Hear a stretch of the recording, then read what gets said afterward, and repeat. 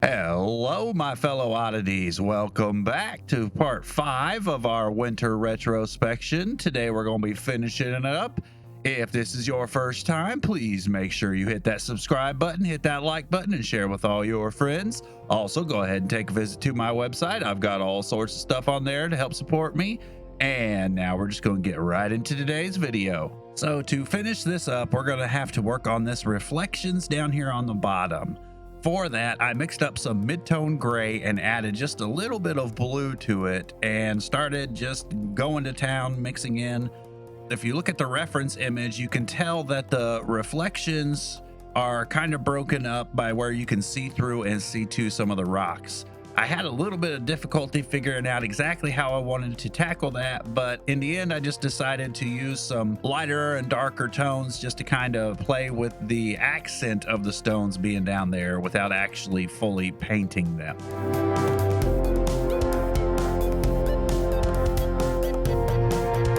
Here I wanted to get a little bit of break in the reflections, so I painted in a little bit of my peach color sky.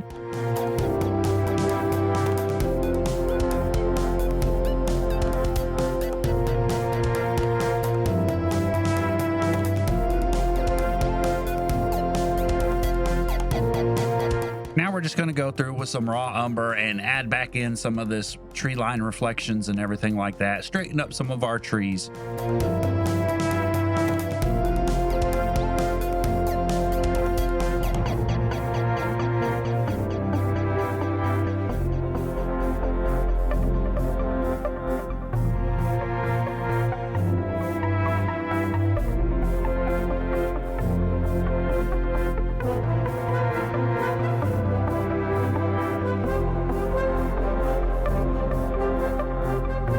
Now we'll go through and add some red into our reflection just to warm it up a little bit. If you look on the reference picture, the reflection is just a little bit of a darker red tone than what the sky is. I really liked that. It kind of gave like a different perspective on how the reflection was. I don't know.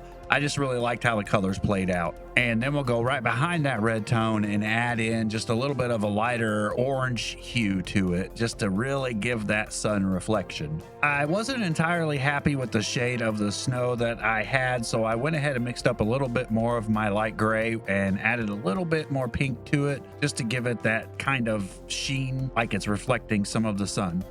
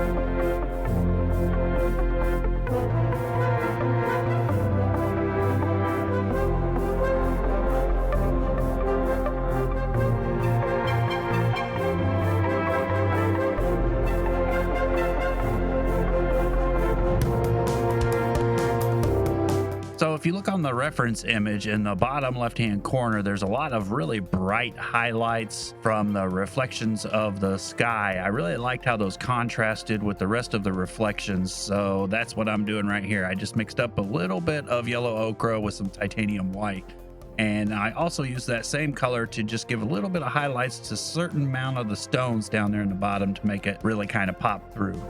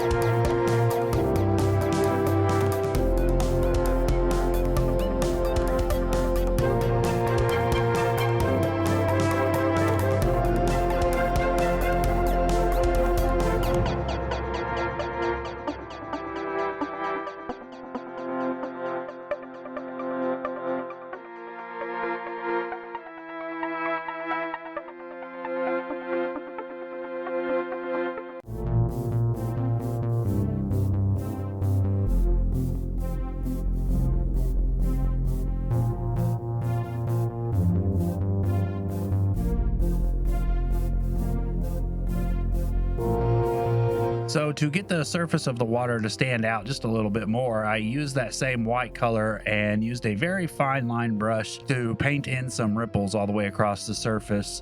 If you look on the reference image, there are some. I did end up painting them a little bit brighter than what I really wanted to. Some of the colors really pop a lot more than what the reference image shows, but honestly, I really like how the colors played out. So I'm completely happy with how it turned out.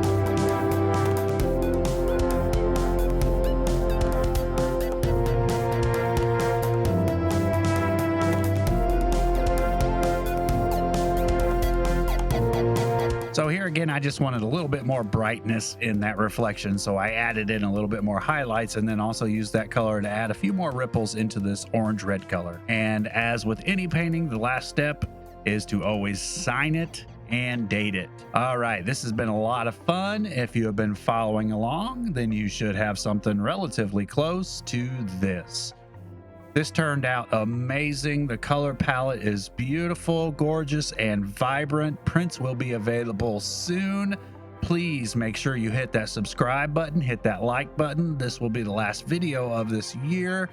Thank you to all of you who have supported me thus far, and I will see you at the beginning of next year.